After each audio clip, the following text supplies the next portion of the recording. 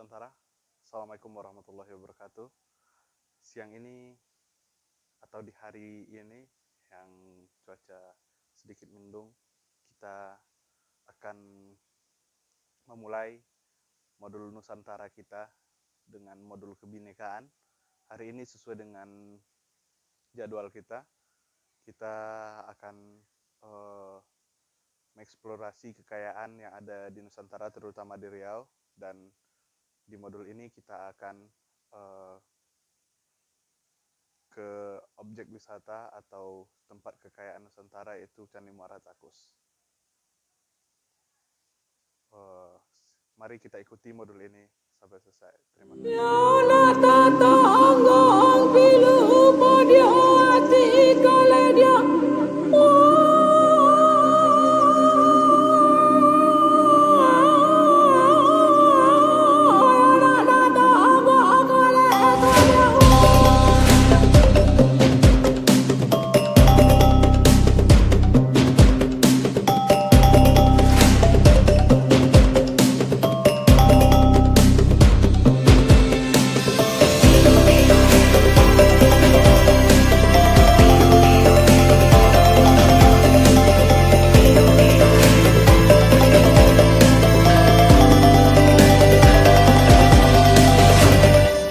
Sampai di komplek Candi Muara Takus.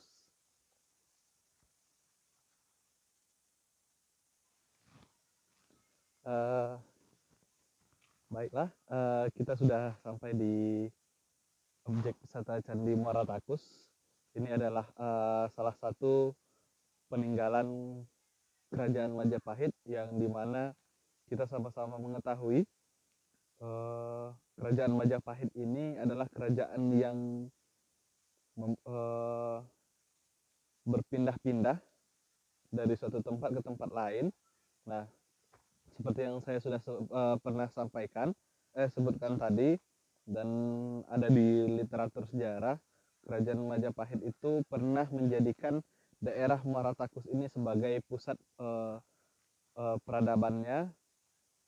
Kita bisa lihat di sejarah Candi Muara Takus sendiri, dan juga di prasasti Kedukan Bukit yang ada di Sumatera Selatan. Di sana disebutkan perjalanan Itsing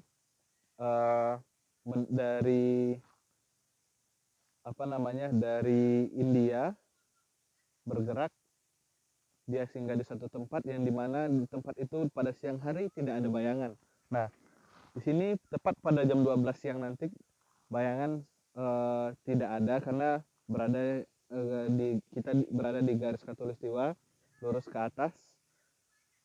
Nah, jadi kalau menurut sejarahnya, candi ini kompleknya cukup besar, dan ini adalah tampak atasnya saja. Mungkin kita bisa nanti explore lagi dengan narasumber, dan mari kita lihat dulu ke dalam.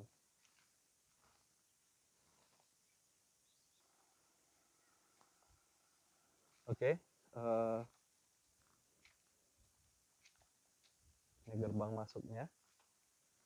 Seperti yang kita tahu, di sini ada berbentuk pagar yang candi ini.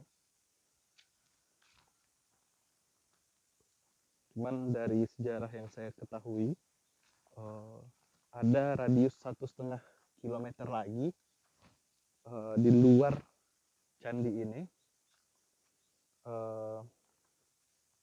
pagar dalam bentuk seperti ini juga, cuman masih tertimbun begitu. Dan beberapa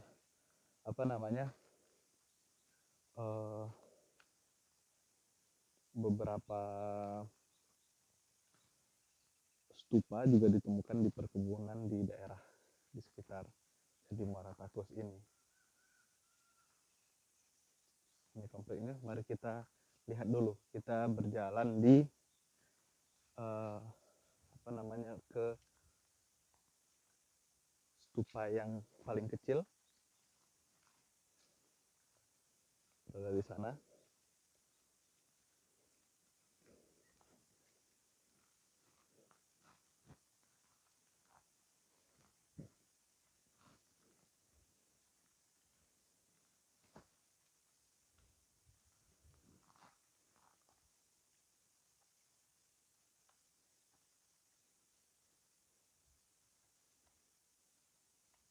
Nah, ini stupa paling kecil. Eh, ini bentuknya, kita bisa putari. Nah, di sini kita bisa lihat deskripsi Candi Maratakus.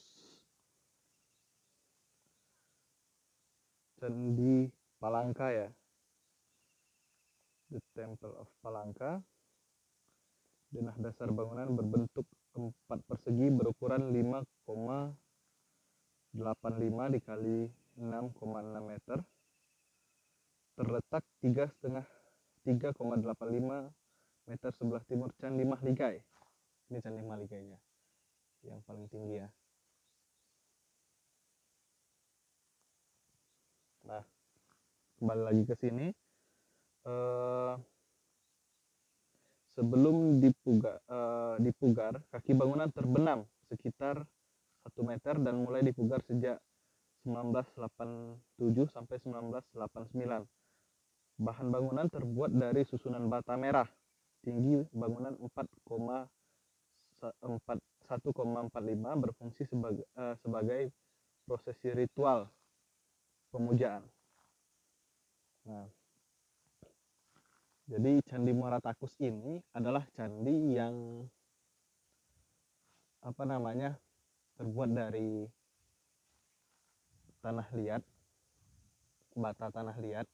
Kita bisa lihat berbeda yang di belakangnya, itu namanya Candi Mahligai, stupa Candi Mahligai. Nah, ini stupanya, Candi Stupa Palangka tadi. Maaf, saya mungkin terlalu dekat. Jadi ada 4 stupa.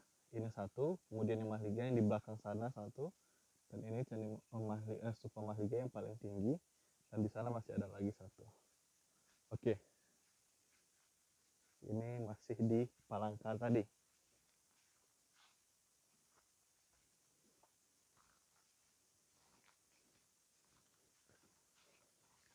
Di sini kita masih enak cuacanya ya, tidak seperti biasanya. Suhu biasanya di 40 derajat Celcius, dan ini karena mendung kita bisa lihat. Kemudian ini bangunan Stupa Mahligai. Tapi ada di sini deskripsi Candi Muara Takus, Candi Mahligai. Nah, ini bangunan dianggap relatif masih utuh. Denah bangunan berbentuk bujur sangkar 7 dikali 7 dan terdapat penambahan tampilan di sisi utara, mempunyai 28 sisi. Pada bagian atas terdapat ornamen lotus ganda. Di bagian tengahnya bangunan menara silindris dengan 36 sisi berbentuk kelopak bunga pada bagian dasarnya. Letaknya sebelah timur Candi Bungsu. Di bagian penampilan terdapat undakan untuk naik ke bagian selasar candi. Bahan bangunan dari susunan bata dengan sisipan balok-balok batu pasir untuk bagian tertentu. Diperkirakan paling tidak mengalami 2 tahapan bangunan. Bentuk bangunannya adalah bentuk stupa tinggi berbentuk menara. Terdapat batu fragmen bangunan bergambar Vajra dilengkapi dengan bijamatra dengan tulisan Nagari atau tempat atau negara. Kelengkapan suku candi paling bagus diperkirakan pada ujung menara terdapat stupa dengan segala kelengkapannya. Tinggi stupa itu atau tinggi ini sekitar 14 meter. Mulai dipugar tahun 1978-1983. Fungsi bangunan adalah sebagai tempat prosesi ritual pemujaan. Nah, ini dia Candi Mahligai.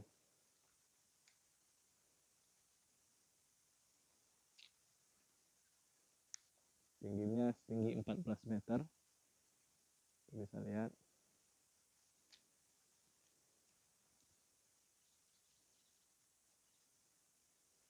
Kemudian ini dilarang masuk ya.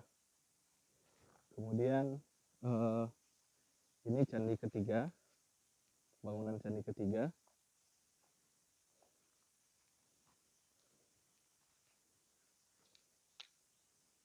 Kita bisa lihat Candi Bungsu atau Bungsu Temple. Bangunan bentuknya mirip candi tua, hanya saja bagian atas berbentuk segi empat, letaknya di sebelah selatan candi tua dan di sebelah barat candi Mahligai. Bangunan berbentuk empat persegi dengan ukuran 7,5 kali 16,28. Pondasi bangunan memiliki 20 sisi dan tinggi bangunan adalah 6,20 meter. Bahan bangunan dari batu pasir pasa. Di sebelah selatan itu belakang terdiri dari batu bata. Kedua bangunan tidak berupa garis lurus, tetapi mengikuti bentuk profil bangunan yang terbuat dari batu pasir. Bangunan ini unik karena memiliki dua stupa. Di bagian utara stupa tinggal berukuran besar dan di sebelah selatan stupa dikelilingi oleh 8 buah stupa kecil.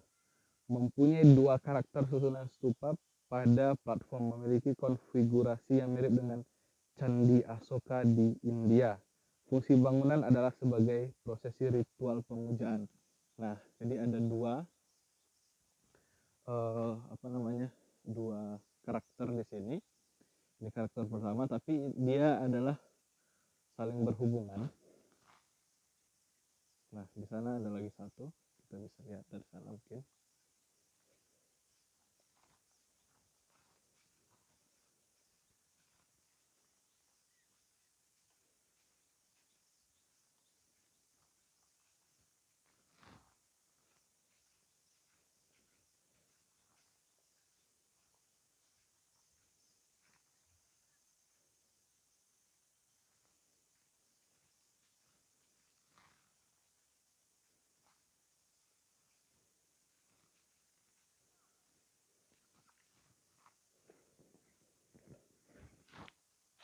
Nah, ini bentuk candinya.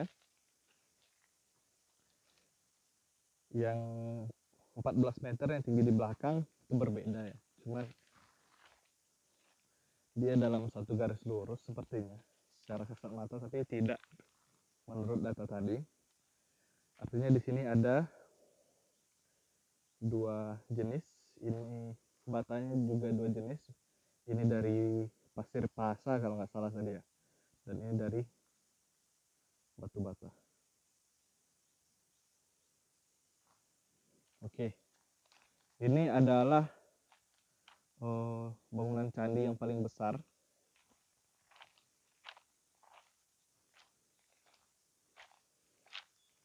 Kita bisa lihat.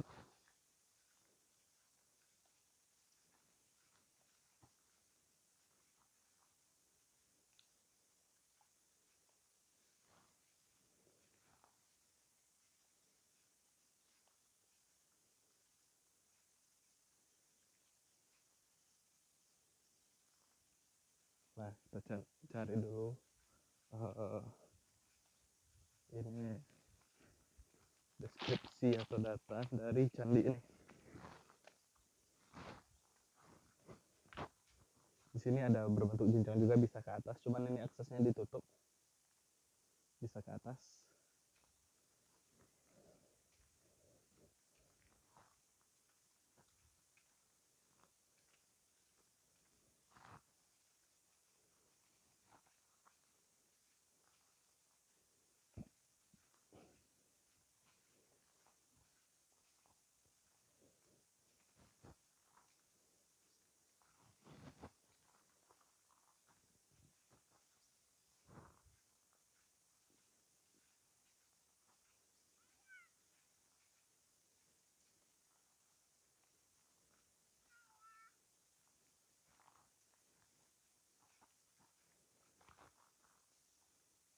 Berikut adalah deskripsi dari bangunan candi ini. Di sini juga tidak ada akses naik karena sudah ditutup. Nah, ini ada deskripsi dari Candi Maratakus. Ini namanya candi tua yang paling besar ya, Tua Temple. Merupakan bangunan terbesar dibandingkan dengan candi lainnya. berukuran 32 meter dikali 21,8 dengan tinggi 8,5 meter. Terletak kuadran barat laut halaman candi. Bangunan berbentuk persegi 4. Bangunan terbagi 3, yaitu kaki, badan, dan atap. Bangunan kaki terbagi 2 dengan ukuran kaki pertama tinggi 2,37 meter, kedua tinggi 1,98 dengan tinggi bangunan 8,5. Undakan terdapat di sisi barat dan sisi timur dengan lebar 3,08 dan 4. Bagian dasar bangunan berbentuk lingkaran dengan diameter 7 meter dan tinggi 2,5 meter. Ukuran pondasi bangunan candi 31 dikali 20 meter. Pondasi memiliki 36 sisi mengelilingi sisi bagiannya. Bahan bangunan susunan bata, balok, batu pasir, plester, dan pelepit-pelepit tertentu. Jenis bangunan masif, yaitu tidak mempunyai ruangan pemujaan. Fungsi bangunan adalah tempat prosesi ritual pemujaan. Kira-kira seperti itu.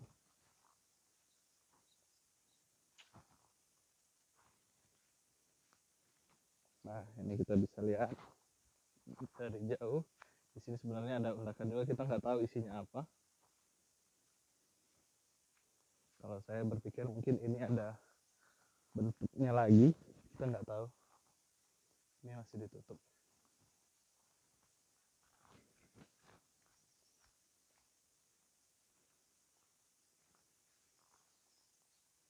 Ini adalah komplek candinya. Ini adalah candi tua tadi, yang tinggi candi Mahligai, yang terdekat itu candi Pelangka, dan yang di belakang sana itu candi Bungsu kalau nggak salah ya.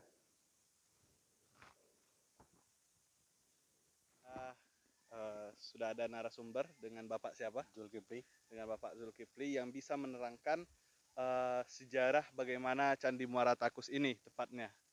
Oke, silakan Pak. Assalamualaikum warahmatullahi wabarakatuh. Perkenalkan, nama saya Zulkifli. Saya sebagai tour guide atau juru pemeliharaan di Komplek Candi Muara Takus. Baiklah, Candi Muara Takus ini ditemukan pada tahun 1860 oleh seorang arkeolog Belanda yang bernama Cornet de Groot. Jadi di Candi Muara Takus itu ada 4 buah situs atau 4 buah bangunan, yaitu Candi Tua yang paling besar itu Candi Tua. Yang paling tinggi itu Candi Mahligai Stupa. Di samping Candi Mahligai Stupa ada lagi Candi Bungsu dan Candi Pelangka. Jadi masing-masing candi itu adalah peninggalan Kerajaan Sriwijaya, mengaitkan dengan Kerajaan Sriwijaya. Karena struktur bangunan Candi Muara Takus mirip dengan candi di Asoka di India. Bahan-bahan Candi Muara Takus adalah terbuat 2 buah jenis bahan, yaitu batu tuh dengan tanah merah atau batu bata. Jadi masa peradaban Hindu-Buddha itu di Nusantara dengan hasil temuan-temuan di sekitar Sumatera itu mengatakan masa peradaban Sriwijaya itu abad ke-7 atau abad ke-8. Jadi artefak-artefak di bangunan Candi Muara Takus sama yang ditemukan di seluruh Sumatera. Jadi orang mengaitkan Muara Takus adalah peninggalan Sriwijaya. Kita bukan mengatakan pusatnya Kerajaan Sriwijaya, karena di Muara Takus itu ada catatan Itsing mengatakan tahun 628 itu catatan Itsing, seorang pengembara Cina, itu namanya Itsing. Dia pernah belajar di Sriwijaya katanya. Jadi di maksud Itsing itu pada tengah hari bayang-bayang kita nggak ada katanya pada tengah hari. Jadi kalau kita tengok titik koordinatnya, Muara Takus adalah 0 derajat di garis khatulistiwa. Jadi bermakna pada tengah hari bayang-bayangan kita nggak ada di Muara Takus. Jadi kita mengaitkan dengan peninggalannya Sriwijaya. Itu sementara aja peninggalan Kerajaan Sriwijaya. Oke, yang ingin saya katakan tadi kami sudah berjalan ke sana, di situ kenapa ada berbeda bahan bangunan gitu. Oke. Jadi tadi saya sampaikan awal-awal Muara Takus itu 2 jenis bahan, termasuklah di Sumatera nih. Jadi bahannya dua jenis bahan, yaitu namanya batu tuh. Itu batu yang plasteran tuh, macam yang putih-putih itu namanya tuh. Jangan kalau di Jawa tuh andesit bahannya, batu gunung. Nah, jadi kalau di Sumatera tuh rata-rata bahan tuh susah. Karena di Sumatera tuh yang berkebanyakan bukit, sungai. Jadi batu tuh adalah batu perbukitan atau batu sungai yang mudah hancur. Beda di Jawa-Jawa tuh andesit itu kita udah tahu itu batu gunung. Jadi itulah. Jadi di Sumatera itu rata-rata itulah berkemungkinan bahannya dibuat dua jenis bahan di Sumatera. Kemudian ada apa tidak kemungkinan candi ini ada di daerah Riau ini lagi selain ini? Kalau di Riau kita mengatakan tuh ada namanya candi apa namanya daerah Rohil. Itu ada tapak candi di situ. Lagi dengan catatan Cornet de Groot itu perjalanan Cornet de Groot tuh dia ekspedisi. Dia menemukan struktur-struktur bangunan candi di daerah ekspedisi itu. Yang pertama ya dia ekspedisi dia melalui jalan setapak atau jalan kuda dari Pangkalan Kota Baru itu namanya daerah Kabupaten 50 Kota. Dia tuh mengadakan ekspedisi pada zaman tuh pada tahun 1860 itu ekspedisi Cornet de Groot dia menemukan di komplek Muratakus tuh dia menemukan 7 bangunan candi. Sekarang hanya kita menemukan 4. Jadi di komplek Muratakus tuh kalau kita berpatokan dengan temuan arkeolog Belanda tuh ada 3 bangunan candi lagi di komplek Muratakus.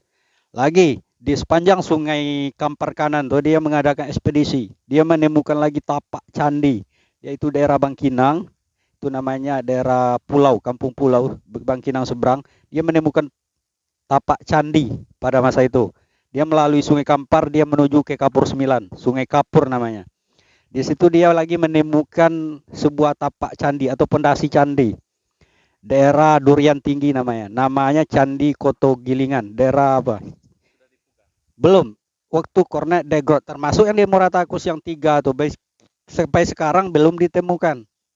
Jadi itu bermakna di yang di ekspedisi Cornet de Groot tuh masih ada candi yang harus kita teliti sampai sekarang. Pondasi, pondasi. Ada bangunan awal. Jadi yang ada yang jadi pertanyaan, kenapa ada bangunan candi di sepanjang sungai itu? Yang jadi pertanyaan, mungkin nggak di situ dulu membuat bangunan candi, yang nggak jadi, mungkin karena faktor apanya nggak mendukung untuk membuat bangunan daerah tempat tersebut. Karena syarat untuk bangunan suci itu ada 3 syarat. Yang pertama itu adalah struktur bangun apanya, tanahnya tuh. Kalau orang itu membuat sebuah bangunan suci dia akan menanya dengan kepercayaan mereka. Jadi di dalam tanah itu ada apa? Itulah dalam kepercayaan Buddhis. Jadi di situ kalau tanah itu menerima atau ada apanya, dia akan membuat bangunan. Itu syarat yang utama. Syarat yang kedua dia mengarah ke bukit atau ke gunung. Karena dewa mereka berada di gunung. Itu namanya dewa bukit. Jadi di situ ada di Muratakus dia mengarah ke Bukit Suligi namanya, daerah Rohul. Pintu anginnya ke arah ke sana. Jadi dia mengarah apa nama kalau kita dalam Islam kiblatnya. Kiblatnya mengarah ke Bukit Suligi. Itu daerah Rohul, itu seberang Sungai Kampar. Jadi dia yang ketiga tuh dekat dengan air. Itu udah otomatis. Bangunan tuh harus ada air. Jadi di Muratakus tuh ada ketiganya. Nah, disitulah didirikan bangunan. Kenapa di Muratakus tuh di perjumpaan tuh. Jadi 3 syarat tuh mencukupi di Muratakus. Jadi bangunan tuh sah didirikan di Muratakus. Yang tapak yang lain daerah itu mungkin dulu pernah dijadikan, cuma nggak mencukupi syarat tersebut. Terus bagaimana daerah di sekitar sini apakah masih ada yang beragama Buddha atau bagaimana kultur di daerah tersebut? Jadi Muratakus tuh nggak bisa dipisah dengan komplek Candi Muratakus. Muratakus tuh adalah kampung Muratakus daerah sini tuh sah ya ada apa itulah Candi Muratakus. Karena leluhur mereka tuh beragama Buddha. Nenek moyang kita bukan Muratakusnya. Pokoknya daerah komplek kita yang disebut Sriwijaya itu adalah Buddha. Jadi hancurnya Buddha itu bukan dari kerajaan lain, karena Islam. Karena Islam, jadi pada 1300 Islam masuk tempat kita. Jadi tradisi Buddha itu masih ada melekat sama penduduk Muslim. Contoh, kita memberi apa? Kita pesta atau kenduri, kita bakar kemenyan. Itu membakar dupa dalam ajaran Buddha. Jadi di sini ada lagi persukuan, namanya suku Domo. Domo itu dalam Buddha Dharma. Jadi nenek moyang itu memang da satu apa dengan Buddha. Terus masih ada tidak ritual agama Buddha yang sampai hari ini tetap dilakukan di sini atau bagaimana? Ritual agama Buddha masih ada, itu bulan Mei, itu namanya Waisak. Jadi di Muratakus tuh kemarin karena sekarang ini karena COVID, 2 tahun belakangan ini nggak diadakan Waisak di Muratakus. Yang paling besar atau yang paling mendunia itu Waisak 2019 karena di sini ada waktu itu 5.000 umat Buddha datang ke Muratakus dengan bitsu atau bantenya datangnya dari Tibet, dari Thailand dan Kamboja. Bagaimana pendapat orang tua atau tanggapan secara agama mereka tentang Muratakus? Menurut kepercayaan mereka, itu namanya KBI. Kalau kita Buddha, Islam tuh MUI, MOI. Kalau orang tuh KBI, keluarga besar Buddha. Dia mengatakan, saya pernah tanya sama mereka, kenapa harus ke Muratakus? Karena di Indonesia ini banyak tempat apanya. Contoh Borobudur ada, kok di Muratakus diadakan ritualnya. Jadi jawaban KBI, dia mengatakan leluhur mereka ada di Muratakus. Itu catatan Itsing katanya. Jadi pendapat mereka kalau Hindu Buddha dibakar. Jadi kita secara penelitian ini kita ditemukanlah tempat pembakar mayat itu gundukan tuh. Jadi di Muratakus tuh 2 fungsi sebenarnya. Kalau Hindu Buddha tuh. Yang pertama tempat penyimpanan abu, itu yang namanya stupa. Yang paling tinggi, yang bulatnya itu namanya stupa. Itu ada abu kata mereka.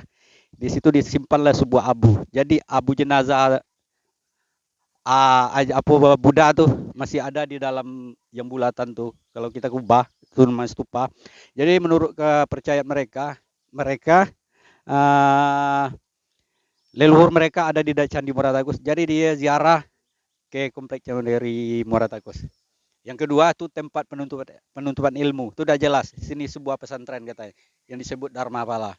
Jadi tempat penuntutan ilmu pada agama Buddha pada zaman itu ada 2. Yang paling tertingginya itu di Nalanda di India. Itu namanya Universitas Nalanda di India. Jadi di Muratakus itu disebutlah cabang dari India yang disebut Dharmapala. Karena kalau menurut mereka, walaupun tanpa kita undang mereka tuh akan datang ke Muratakus. Karena leluhur mereka tuh, kalau kita dalam Islam ke Mekah. Jadi di Muratakus itu dia mengadakan pradapsina namanya. Pradapsina itu macam kita tawaf 3 kali. Jadi dia mengeliling candi, tawaf di kompleks Candi Muratakus pada Waisak. Artinya di sini adalah pusat peradaban selain di Nalanda tersebut. Oke, mungkin ada informasi yang belum bisa kami gali. Jadi menurut cerita cerita legenda, Muratakus itu memang menyambung dengan Asoka. Kalau menurut cerita legenda penduduk pribumi lah. Jadi di Muratakus itu katanya dulu ada perkampungan Muratakus itu bukan Muratakus namanya. Dulu dinamakan namanya Koto. Koto itu berarti kampung kalau bahasa kita. Jadi di Muratakus itu namanya Koto Sejangkang namanya. Daerah komplek Muratakus, bukan di Muratakus ya, di komplek daerah Muratakus ini dulu ditemukanlah 3 buah kampung yang disebut Muratakus itu Koto Sejangkang.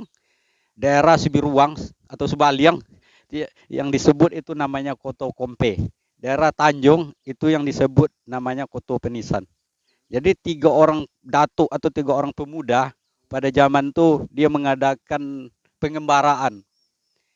Ini menurut cerita legenda kita yang tua-tua, dia mengadakan, kalau orang dulu mengatakan pergi ke laut namanya. Itulah yang laut tuh, ke laut India tuh. Dia mengadakan pengembaraan yang 3 orang nih. Orang ini orang-orang pintar semua. Orang pintar maksudnya dalam ilmu kebatinan. Jadi Muratakus tuh orangnya disebutlah sebagai orang pandai tabib lah istilah.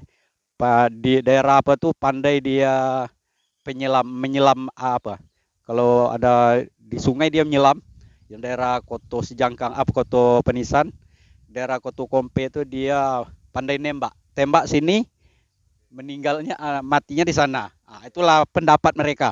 Terus ada informasi juga yang saya dapat kalau di daerah sekitar Candi Muaratakus ini saya pernah lihat berita online begitu, pernah ditemukan juga di daerah perkebunan warga itu stupa juga, itu bagaimana?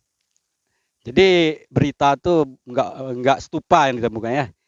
Itu ditemukan di kebun saya yang menemukan. Oh gitu, Bapak sendiri. Jadi dari sini ada 100 meter itu kita temukan struktur bangunan candi. Itu yang saya sampaikan tadi, di Muara Takus itu kan ada lagi candinya. Jadi di itu kasta beda. Jadi yang disebut di pagar ini bukan pagar, sebenarnya pembatas kasta. Kalau Hindu Buddha itu ada kasta. Jadi yang di dalam candi ini itu adalah Brahma. Oh begitu. Jadi di luar sana kita menemukan bangunan lagi, itu yang disebut ditemukanlah beberapa artefaknya yang terbuat dari perunggu. Yang ditemukan situ namanya wajra. Wajra itu adalah tongkat. Tongkat seorang panglima. Jadi yang memakainya itu Sekarang di mana? sekarang apa tuh barang-barang artefak itu semua di kantor BPCB Batu Sangkar. Karena instansi BPCB apa kita, wilayah kita Sumbar, Riau dan Kepri, UPT Kemendikbud. Jadi sekarang di Batu Sangkar apanya? Kalau kita mau tengok silakan di situ. Kalau kita ada museum kita bisa tarik ke Muara Takus. Ada perjanjian seperti itu. Ada. Berarti di itu ada sebuah artefak. Bangunan candi baru apa namanya, Candi Wajra namanya. Besarnya seberapa besar? Besarnya 8 kali 12, tinggi 3 meter dengan kedalaman masih 4 meter ke dalam tanah. Itu sekedar kita baru sekitar eskapasi namanya, kita penelitian pertama. Itu sudah ada dieksplorasi nggak oleh orang arkeolog dan lain sebagainya? Sudah ada penelitian, itulah disebut Candi Wajra, arkeolognya yang menentukan Oh begitu. penelitian. Cuma belum dibuka, maksudnya belum dibuka. Yang bisa kita lihat visualnya bagaimana? Visualnya buka lah apa BPC. Nanti saya bisa kirimkan apa Visual yang kita bisa lihat di sana dalam dalam bukit macam nih. Agak susah masuk ke situ. seperti ini. Lebih kurang semacam ini. Jadi gundukan. Jadi kalau kita kupas ini ada struktur bangunan. Itulah kira-kira. Kalau ini Kalau ini masih ada batunya di bawah. masih ada ya? Ada struktur macam ini. Oh begitu. Itu yang seharusnya ada eskapasi namanya. Artinya kalau dilakukan ekskavasi secara besar-besaran di lingkungan ini masih ada kemungkinan Candi Muara Takus ini banyak artefak atau hal-hal semacamnya. Ya.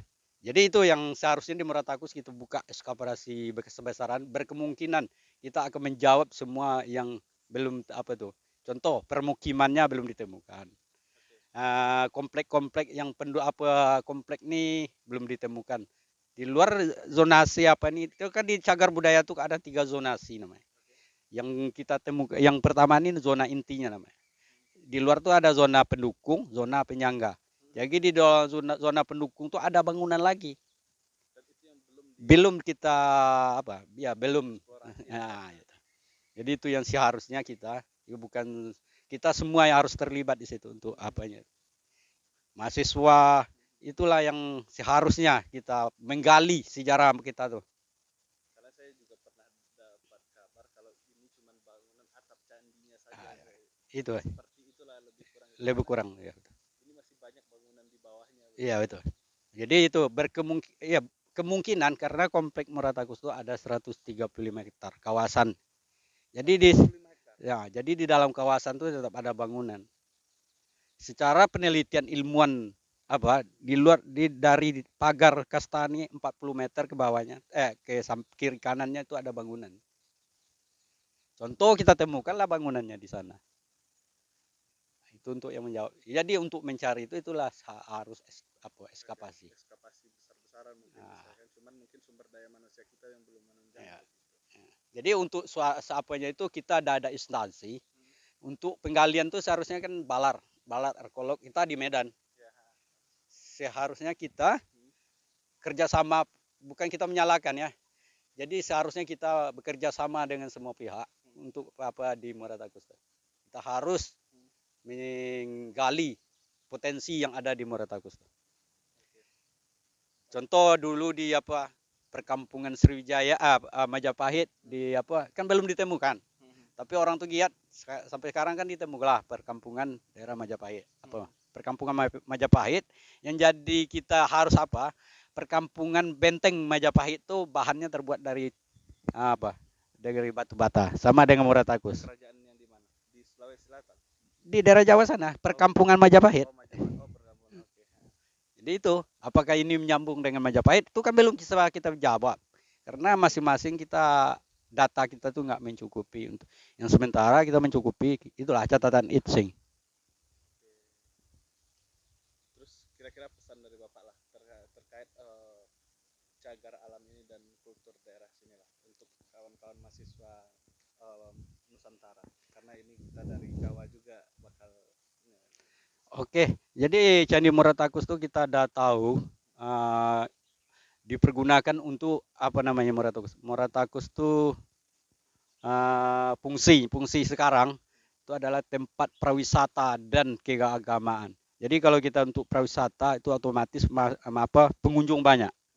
Jadi kita mengharapkan pengunjung tuh di Muratakus tuh ya apalah etika sekarang pengunjung. Contoh, tuh situs kita banyak dicoret-coret. Dan bahan-bahan tuh banyak yang dipatah-patahkan lah oleh pengunjung yang bukan semua pengunjung ya. Jadi ada sebagian. Jadi kita menghimbau seluruh untuk menjaga kelestarian cagar budaya kita. Itu saja dari saya. Terima kasih. Terima kasih. Assalamualaikum warahmatullahi wabarakatuh.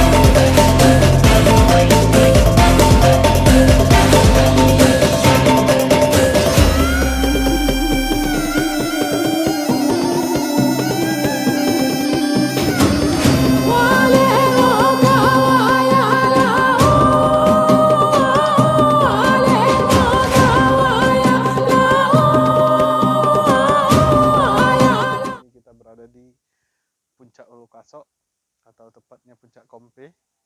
Nah, di sini adalah salah satu destinasi favorit di Riau yang baru diresmikan oleh Menteri Pariwisata Sandiaga Uno.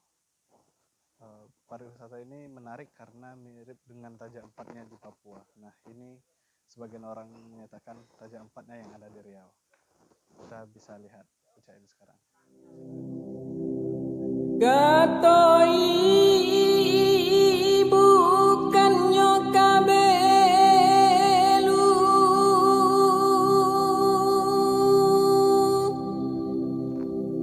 dek mandoda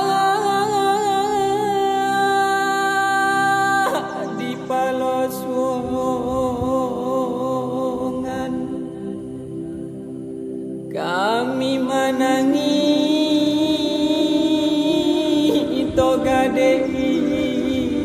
Indu dek takona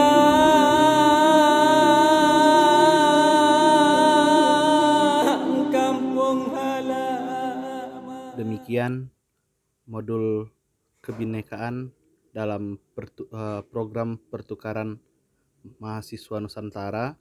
Semoga kunjungan ke Candi Muaratakus dan Ulukasok Puncak Kompe sebagai Raja Empatnya Kampar bisa menambah keberagaman yang ada dan sumber pengetahuan bagi kita semua. Kita tutup dengan makan kopi tidak terpulang. Terima kasih.